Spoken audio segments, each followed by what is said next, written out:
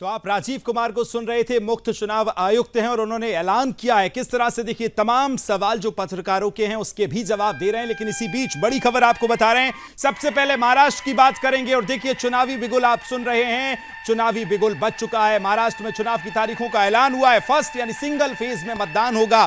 20 नवंबर को वोटिंग होगी और 23 नवंबर को परिणाम आएंगे। मेरे सहयोगी मेरे साथ जुड़ गए, न्यूज रूम से रेजिडेंट एडिटर मेरे साथ जुड़ रहे हैं मुकेश कुमार जी, मेरी सहयोगी मनीषा जुड़ रही हैं, सहयोगी बाबूलाल भी जुड़ेंगे और साथ ही झारखंड भी आपको लिए चलेंगे, वहां से मेरे सहयोगी जुड़ेंगे। सबसे पहले मुकेश जी आपके पास आ रहा हूं। पिछली बार हमने देखा था 21 अक्टूबर 2019 को वोटिंग हुई थी और 24 अक्टूबर को नतीजे आए थे, लेकिन इस बार एक महीना लेट यानी 20 नवंबर को सिंगल फेज में महाराष्ट्र में वोटिंग है, 23 को परिणाम है। मुकेश जी किस तरह से देखते हैं आप?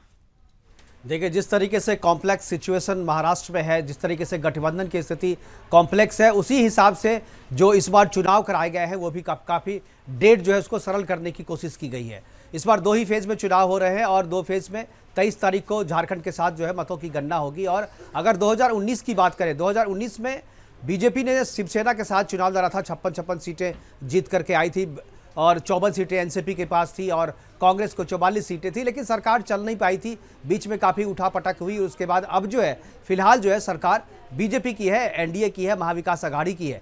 अब इस चुनाव के बाद इस ऐलान के बाद से देखना यह है कि लोगों ने जो विभिन्न पार्टियां हैं, पार्टियों में विभाजन हो चुका है। 2019 के में जो राजनीतिक पार्टियां थी, उन 2 जो प्रमुख राजनीतिक पार्टियां थी उनमें 2 फाड़ हो चुका है। एनसीपी के 2 फाड़ हो चुके हैं, शिवसेना के 2 फाड़ हो चुके हैं। तो अब ये चुनाव जो है केवल सत्ता में कौन काबिज होगा, 145 का जो मैजिक नंबर है वो कौन गठबंधन है वो जीत करके लाएगा, इससे ज़्यादा इस बात को लेकर के भी होगा कि महाराष्ट्र की जनता को इस बार यह भी चुनाव करना है कि एनसीपी का ओरिजिनल एनसीपी कौन है। यानी शरद पवार का भी टेस्ट है, शरद पवार का लिटमस टेस्ट है, पॉलिटिकल लिटमस टेस्ट जो है इस बार होगा, क्योंकि उसने भी अभी आज सुबह में शरद पवार ने भी कहा है कि मैं बूढ़ा हो गया हूं, फिर भी ये बूढ़ा जो है इस बार चुनाव लड़ेगा। और चुनाव में यानी मैं 84 का हूँ चाहे 90 का हूँ, लेकिन मैं मैदान में हूँ।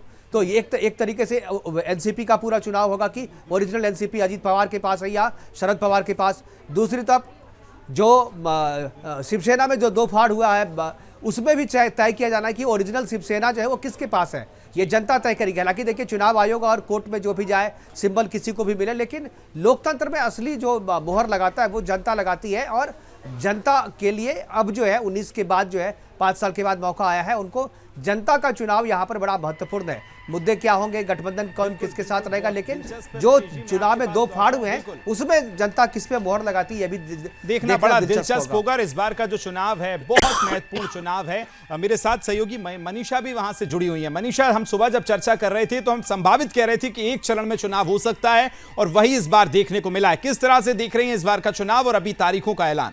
मनीषा जी बिल्कुल। महाराष्ट्र और विधानसभा चुनाव के जो तारीख है वो सामने जी। मनीषा, आपकी आवाज ब्रेक हो रही है, मैं अपनी टीम से कहूंगा प्लीज एक बार करेक्ट कर लें। लौटूंगा आपके पास। बाबूलाल मेरे साथ, मेरे सहयोगी बने हैं। बाबूलाल बताइए, एक फेस 20 नवंबर को वोटिंग। देखिए विकास, बहुत बड़ी ब्रेकिंग है ये महाराष्ट्र के लिए, क्योंकि लगातार ये कयास लगाए जा रहे थे कि महाराष्ट्र में कितने चरण में चुनाव होगा, लेकिन अब स्थिति चुनाव आयोग ने साफ कर दी है कि एक ही चरण में महाराष्ट्र में चुनाव होगा, 20 नवंबर को चुनाव होगा। ऐसे में कहीं न कहीं अब पक्ष और विपक्ष दोनों के लिए बड़ी चुनौती है, क्योंकि काफी कम समय बचा है विकास, 1 महीने का लगभग समय बचा है, जिसमें दीपावली का त्योहार भी बीच में है। तो ऐसे में अब किस तरह से रणनीति बनाएंगे, क्योंकि हालांकि अभी तो 2 पक्ष और विपक्ष के पार्टियों के जो नेता है उनको टिकट बंटवारे भी होना है, कई जगहों पर विवादित सीटों पर अभी बातचीत बनना बाकी है। ऐसे में कम समय बचा है, लेकिन तैयारी लगातार जोरों में दिख रही है पक्ष की और विपक्ष की भी।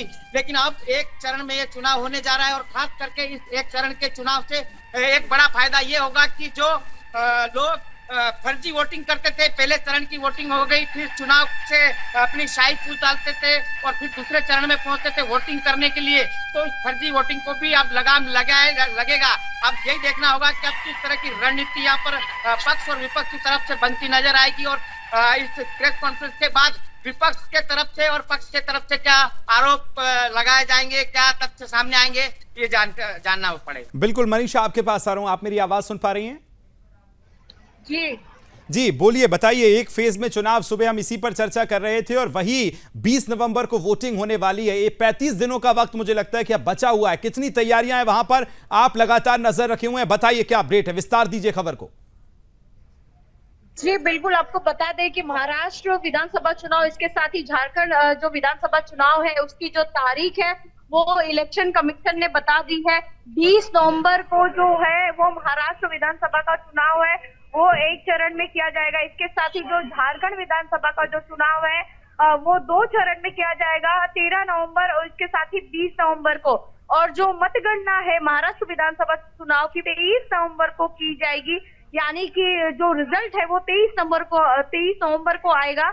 और इसके साथ ही आपको अगर महाविकास आघाड़ी की बात करें तो महाविकास आघाड़ी सीट शेयरिंग को लेकर कल एक बड़ी बैठक करने वाली है महाराष्ट्र में। इसके साथ ही जो ये शरद पवार गुट की अगर बात करें तो वो कोई ना कोई डिसीजन कल वो अपनी पार्टी के लिए लेने वाले हैं, ऐसी जानकारी सामने आ रही है। इसके साथ ही अगर महायुति की सीट शेयरिंग की बात करें तो जो बीजेपी है वो 145 से लेके 150 की सीटों पर लड़ने की मांग करने वाली है। इसके साथ ही अगर शिवसेना की बात करें तो वो 80 से 90 के बीच में जो है वो सीट शेयरिंग की मांग करने वाली है। और एनसीपी अजित पवार गुट की अगर बात करें तो वो 45 से लेकर के 50 के बीच में लड़ने की मांग करने वाली है। महाराष्ट्र विधानसभा चुनाव की जो डेट आज डिक्लेयर हो चुकी है, इसके बाद से ही महाराष्ट्र राज्य में आचार संहिता लग चुका है। इसके साथ ही अगर चुनाव की बात करें तो बहुत कम समय रह गया है। ठीक है मनीषा, पॉइंट टेकन, लौटूंगा आपके पास। मेरे साथ मुकेश जी लगातार न्यूज रूम से बने हुए हैं। मुकेश जी, सबसे पहला सवाल तो ये कि 35 दिनों का वक्त बहुत ज्यादा वक्त नहीं है। इस समय में दिवाली भी है और कई सारे त्योहार भी हैं। ऐसे वक्त में पार्टी के लिए कितना चैलेंजेस होगा, चाहे वो महाविकास आघाड़ी की हम बात करें या एमबीए की बात करें? और दूसरी तरफ अभी जबकि हम दहलीज पर खड़े हैं, सूबा दहलीज पर खड़ा है चुनावों के, ऐसे वक्त में भी सीट शेयरिंग पर भी बातचीत बनती नजर नहीं आ रही है किसी पार्टी की, तो कितना चैलेंजेस होगा, क्या कहता है आपका ऑब्जर्वेशन सर? बिल्कुल, देखिए चुनौती बहुत बड़ी है। अब देखिए इलेक्शन कमीशन के प्रेस कॉन्फ्रेंस से पहले जो है देवेंद्र फडणवीस की जो है महायुति की एक प्रेस कॉन्फ्रेंस होने वाली थी, जो कि कैंसिल हो गई। कैंसिल किस वजह से हुई है इसके बारे में साफ है, क्योंकि सीट शेयरिंग का ऐलान करने की बात लोग कह रहे थे, लेकिन सीट शेयरिंग पे बात नहीं बनी। और ये एक ऐसा मसला है जो नॉमिनेशन के दिन तक जो है ये फैसला होता रहता है, और जिसको टिकट मिलना होता है उसके नाम की घोषणा नहीं होती, उसे सिंबल सेक्रेटरी जो है उनको सिंबल पकड़ा दिया जाता है और वो जाकर के नॉमिनेशन कर लेते हैं, और इस तरीके से होता है। तो जहाँ पर लोग ज़्यादा है, जहाँ पर गठबंधन में पार्टियां ज़्यादा है, दावेदार ज़्यादा है, वहाँ पर हर एक राज्य में ये होता है। ये केवल महाराष्ट्र की बात नहीं है, लेकिन महाराष्ट्र में इस बार पिछले बार की तुलना में 2019 की तुलना में इस बार थोड़ी कॉम्प्लेक्सिटी ज़्यादा बढ़ी है, क्योंकि पिछली बार के जो साथी थे इस बार नाम से तो वही है, लेकिन नाम के साथ एक अलग से जो है उनकी पहचान हो गई। यानी एक उद्धव गुट हो गया है, दूसरा शिंदे गुट हो गया है, एक अजित गुट हो गया है, दूसरा शरद पवार का गुट हो गया। यानी दो जो प्रोमिनेंट वहाँ पर जो रीजनल पार्टियाँ थी उसमें 2 फाड़ हो गए हैं, और उनकी दावेदारी है। उनमें से एक फाड़ जो है वो सत्ता के साथ है, तो वो अपनी बात रखना चाहेगा, वो चाहेगा कि जनता के बीच में जो है हम जाएं और हमारी धमक रहे, तो वो भी चाहेगा कि एक मेजर सीट जो है उनको मिले, एक नंबर जो है उनको मिले। क्योंकि इस बार भले ही 2019 में जो चुनाव हुए थे और बीच में जो उठापटक के बाद जो 2 बार सरकार बनी, फिर आखिरी में सरकार तोड़फोड़ के बाद बनी, तो वहाँ पर छोटी पार्टियों को तो लोग बार्गेनिंग सह लेते हैं, राजनीतिक पॉलिटिकल बार्गेनिंग जो कहते हैं। लेकिन जब फ्रेश इलेक्शन होगा तो जो बड़ी पार्टियां हैं वो चाहेगी कि मेजोरिटी का, यानी 145 का जो मैजिक नंबर है उससे ज़्यादा नंबर पे वो सिंगल पार्टी जो है वो लड़ाई लड़े, ताकि जो है वो बड़ी पार्टी बन के उभरे और उनको जो उनका शेयर है उसी के हिसाब से मिले। तो ये चीज़ें अभी इतना आसान नहीं है। 35 दिन का केवल वक्त है। दीपावली की बात करें, दीपावली 31 अक्टूबर को है, तो मुझे लगता है कि चुनाव के रिजल्ट आ जाने के बाद जो है दीपावली किसकी मनेगी इस पे हमें चर्चा करनी चाहिए, क्योंकि दीपावली से कोई किसी को ये नहीं हो रहा, जो जीत करके आएगा उसकी दीपावली अच्छी मनेगी, और जो जीत करके नहीं आएगा दीपावली तो मनाएंगे लेकिन वो कहेंगे कि मुझे शायद इस बार भगवान का आशीर्वाद नहीं मिला। सही कहा, क्योंकि पिछले 5 साल में महाराष्ट्र की सियासत ने जितने रंग दिखाए और बताया कि जितनी टिपिकल वहां की पॉलिटिक्स है उतनी ही ज्यादा उनकी स्ट्रेटजी और उनके नेताओं के जो कदम है, चाहे वो शरद पवार हो, अजित पवार हो, चाहे शिवसेना के दोनों गुट की हम बात कर लें, बीजेपी कांग्रेस की बात कर लें, और इस बार तीसरा फ्रंट जो है परिवर्तन महाशक्ति जिसको नाम दिया गया है, थर्ड फ्रंट की एंट्री हुई है, जिसमें प्रहार जनशक्ति पार्टी है, स्वराज पक्ष है, किसान संगठन है, स्वाभिमानी पक्ष है, भारतीय जवान किसान पार्टी है। 6 पार्टियों ने मिलकर थर्ड फ्रंट खोला है। तो निश्चित तौर पर यह जो मुकाबला है बड़ा दिलचस्प होगा। लेकिन मेरा एक सवाल और मुकेश जी आपसे है, क्योंकि आप तो लगातार ऑब्जर्व कर रहे हैं महाराष्ट्र की सियासत को, कि उस समय हमने देखा कि जब लोकसभा के चुनाव हुए तो उद्धव गुट वाली शिवसेना, कांग्रेस, शरद पवार वाली एनसीपी ने मिलकर महाविकास आघाड़ी को 30 सीटें मिली लोकसभा की इलेक्शंस में। अगर वहीं हम देखें भाजपा, एकनाथ शिंदे वाली शिवसेना और अजित पवार वाली एनसीपी महायुति को 17 सीट मिली। तो उस समय जो महाविकास आघाड़ी में कॉन्फिडेंस होगा वो निश्चित तौर पे है। लेकिन हरियाणा के जो चुनाव परिणाम आए उसको भी डिनाई नहीं किया जा सकता, क्योंकि उसके बाद एमबीए महायुति जो है वो बड़ी कॉन्फिडेंस नजर आ रही है। मुकेश जी। बिल्कुल, देखिए राजनीति में हर एक रिजल्ट, हर एक परिणाम, हर एक जो बयान है वो एक संदेश देने वाला है, और हरियाणा में जो जीत हुई है बीजेपी की वो एक बहुत बड़ा संदेश है। तो मोरल बूस्टअप तो बीजेपी को मिला है वहाँ पे, और जो महाविकास आघाड़ी इनकी जो पार्टी है उनको डेफिनेटली जो है एक एज जो है इस चुनाव के पहले मिल गया, और इसीलिए ये चाहते थे कि पहले चुनाव, हालांकि अब महाराष्ट्र का चुनाव अगर आप ऐलान नहीं करते तो अब टाइम नहीं था, 26 नवंबर को विधानसभा का जो कार्यकाल है वो पूरा होने वाला है, उससे पहले जो है चुनाव प्रक्रिया जो है चुनाव आयोग को पूरी करनी थी। तो महाराष्ट्र के लिए तो समय नहीं, लेकिन साथ में झारखंड चुनाव का जो ऐलान किया गया है वो कहीं ना कहीं इस स्पेस का फायदा उठाने के लिए आप कह सकते हैं, क्योंकि झारखंड का कार्यकाल जो है वो जनवरी में पूरा हो रहा है, 5 जनवरी को। तो उसमें अभी 60-70 दिन गया, कहीं 90 दिन का करीब करीब समय था आपके पास, तो वहां पर देर किया जा सकता था। लेकिन इस स्पेस को बनाए रखने के लिए और इस रिजल्ट, क्योंकि महाराष्ट्र का रिजल्ट अगर आए, महाराष्ट्र के रिजल्ट में अगर कुछ ऊंच नीच हो जाए तो उसका असर झारखंड पे ना पड़े, तो हरियाणा से जो पेस एक बना है उस पेस को जो दोनों चुनाव में उसका फायदा मिले, मुझे लगता है कि ये चीज जो है एक एज बीजेपी को वहां पर झारखंड में भी मिलेगा और महाराष्ट्र में तो डेफिनेटली मिलेगा। हरियाणा से जो बूस्टअप मिला है भारतीय जनता पार्टी को, इंडिया गठबंधन ने इससे पहले भी कई चुनाव देखे, उसके बाद हरियाणा में भी उनको वहां बहुत बड़ी बढ़त नहीं मिली। थर्ड यानी हैट्रिक बीजेपी ने मारी इसी बीच। लेकिन मुकेश जी आपके पास आ रहा हूं, मनीषा, बाबूलाल, आप सभी के पास आ रहा हूं। एक ब्रेकिंग न्यूज आ रही है, बड़ी खबर आपको बता रहे हैं, जहां यूपी में 9 विधानसभा सीटों पर उपचुनाव कराए जाने, उनकी तारीखों का भी ऐलान हुआ है। यूपी की मिल्कीपुर सीट को लेकर कोई अभी हालांकि ऐलान नहीं है, लेकिन उत्तराखंड के केदारनाथ में 20 नवंबर को उपचुनाव होना, यहां देखिए डेट फिक्स हो गई है। केरल के वायनाड में 13 नवंबर को उपचुनाव कराए जाएंगे। साथ ही में केरल के बाद अगर बात की जाए उत्तराखंड के केदारनाथ में 20 नवंबर को उपचुनाव होना, यानी 20 नवंबर यानी कि महाराष्ट्र में जिस दिन वोटिंग होनी है, और झारखंड में आखिरी चरण का जो चुनाव है। यूपी की 9 विधानसभा सीटों पर उपचुनाव होना है, लेकिन मिल्कीपुर सीट को लेकर अभी कोई ऐलान नहीं किया गया है। मुकेश जी आपके पास एक बार फिर से आ रहा हूं। उपचुनावों की अगर हम बात करें, यूपी हाई प्रोफाइल स्टेट और उतनी ही दिलचस्प वहां की राजनीति है, क्योंकि उपचुनावों को लेकर जिस तरह की बयानबाजी हो रही है, उपचुनावों को किस तरह से देखते हैं आप, बताइए।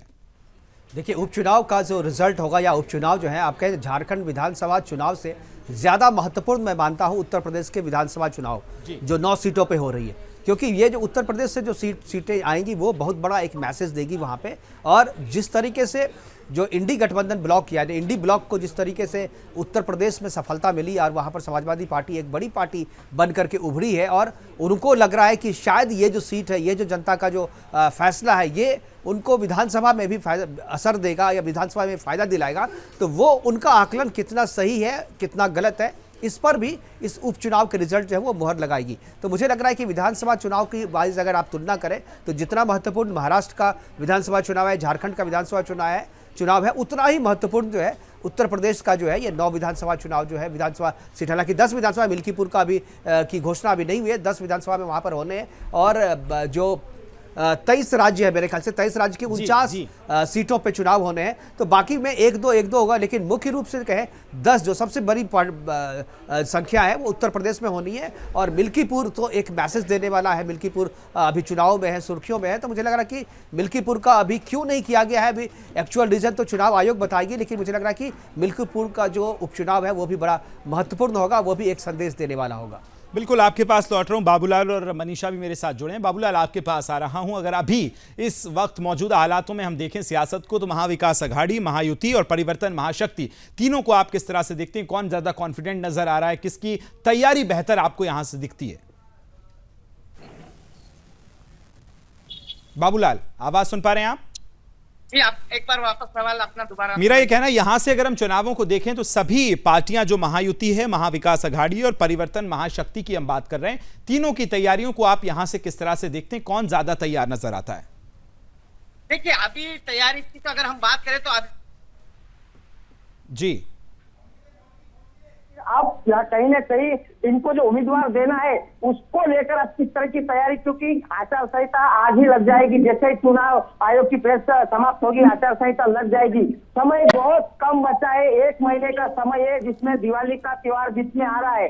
तो ऐसे में आप तुरंत ही इनको कैंडिडेट घोषित करना पड़ेगा, क्योंकि इनको प्रचार का काफी कम समय इस बार मिलने जा रहा है और एक चरण में चुनाव है तो एक ही साथ सब प्रचार भी करना है। ऐसे में देखने वाली बात ये होगी कि आप किस तरह की तैयारी यहाँ पर की जाती है, शिंदे गढ़ की तरफ से, ठाकरे गढ़ की तरफ से, शरद पवार की तरफ से, क्योंकि जबरदस्त चुनाव का इसमें माहौल इस बार महाराष्ट्र में देखने को मिलेगा। और अब जो है निश्चित तौर पर उम्मीद लगाई जा रही है कि अब आज से ही तमाम जो उम्मीदवार की लिस्ट बनना, सामने आना देखने को मिलेगी। बिल्कुल मनीषा, आज से कोड ऑफ कंडक्ट वहां पर लग गया है महाराष्ट्र में। और महाराष्ट्र में अगर चुनावों को लेकर देखें तो प्रदेश सूबा कितना तैयार है, वहां की आवाम जनता किस तरह से वहां एक्साइटेड नजर आ रही है, बताइए। जी बिल्कुल, अगर आपको महाराष्ट्र चुनाव की बात करें तो महाराष्ट्र विधानसभा चुनाव को लेकर जो यहाँ की महाराष्ट्र की जनता है वो बहुत ही एक्साइटेड है। एक तरफ जो कांग्रेस है उनका जो प्रदर्शन है लोकसभा चुनाव में वो काफी अच्छा रहा है, तो इसी को लेकर विधानसभा चुनाव में जो है महाविकास आघाड़ी इंडिया अलायंस में जो है कांग्रेस जो है सीट ज्यादा मांग सकती है, ऐसी खबर मिल रही है। इसके साथ ही अगर बात करें तो कांग्रेस का जो भारत जोड़ो यात्रा है कहीं ना कहीं लोकसभा चुनाव में भी उसके चलते जो सकारात्मक उन्हें जो रिजल्ट मिला था, और इसके साथ ही इन्होंने कांग्रेस पार्टी ने यहाँ पर मुंबई महाराष्ट्र में भी महाराष्ट्र मुंबई जोड़ो यात्रा की शुरुआत की थी और उसका भी कहीं ना कहीं एक पॉजिटिव इम्पैक्ट जो है कांग्रेस को मिल सकता है इस विधानसभा चुनाव में। जो है जनता सकारात्मक एक में जा रही है कांग्रेस के प्रति।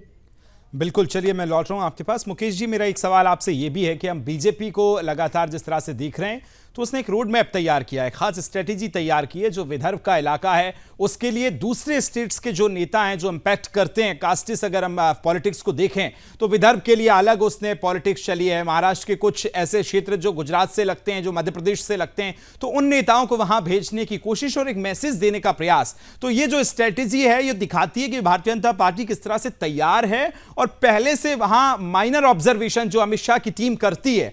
तो इस पॉलिटिक्स को किस तरह से देखते हैं आप? विकास, देखिए बीजेपी की स्ट्रैटेजी जो रणनीति है वो किसी भी चुनाव को छोटा नहीं समझती है, चाहे वो पंचायत का चुनाव हो, चाहे मुखिया का चुनाव हो, चाहे लोकसभा का चुनाव हो, चाहे विधानसभा का चुनाव हो, और हर एक चुनाव में अपनी पूरी ताकत झोंकती है। और बीजेपी चूंकि सबसे बड़ी पार्टी है, इनके पास नेताओं की फौज है, इनके पास स्टार प्रचारकों की एक लंबी सूची है, और जिस क्षेत्र में चुनाव होता है उस क्षेत्र में इनके अपने नायक हैं, क्षेत्रीय नायक हैं, इसलिए इनके पास नेताओं की कमी नहीं है, इसीलिए उनको लेकर के ये स्ट्रैटेजी बनाते हैं। जैसे आपने अभी विदर्भ की बात की, 62 सीटें हैं विदर्भ में। विदर्भ की 62 सीटों के लिए स्ट्रैटेजी अलग से वहाँ पर पहले से वहाँ का प्रभारी नियुक्त है।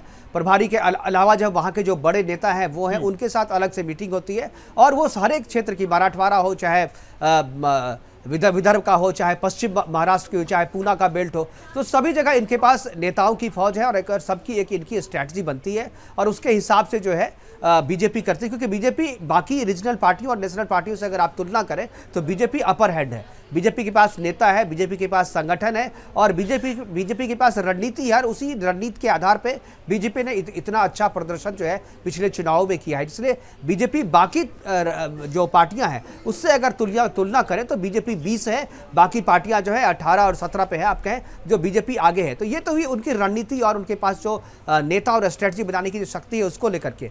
लेकिन जो राजनीति होती है, खासतौर पे महाराष्ट्र की अगर आप चुनाव की बात करें तो महाराष्ट्र में विधानसभा चुनाव की जो राजनीति है वो वहाँ के लोकल इशूज पे है। मराठवाड़ा का अपना इशू है, मराठा आरक्षण का इशू अभी तक सॉल्व नहीं हुआ है। मराठा आरक्षण पे जो सॉल्यूशन, जो फार्मूला बीजेपी ने दिया था उसको कितना एक्सेप्ट किया गया है, जो नेता ने एक्सेप्ट कर लिया, लेकिन असल मुहर जो वो जनता लगाती है। तो जनता ने बीजेपी के उस फार्मूले को एक्सेप्ट किया है या नहीं किया है, इसकी बात ये जो है चुनाव के बाद ये पता चलेगा। साथ में उसके बाद देखिए 28% जो है वो मराठा वोटर है, वहाँ पे ओबीसी की संख्या करें तो 38% वहाँ पर ओबीसी है, लेकिन 13% मुस्लिम को आंकड़े में बताया जा रहा है। लेकिन मुझे लग रहा है कि यहाँ पर जो है, जो डेटा हम लोगों के पास है, जो डेटा मीडिया के पास आया है, वो डेटा ऑफिशियल डाटा, लेकिन अनऑफिशियल डेटा इससे काफ़ी ज़्यादा है। और मुझे लगता है कि महाराष्ट्र की राजनीति को इस बार ओबीसी और मराठा तो प्रभावित करेंगे ही, लेकिन मुसलमान भी इस बार ज़्यादा जो है उसमें अपना रोल करेंगे।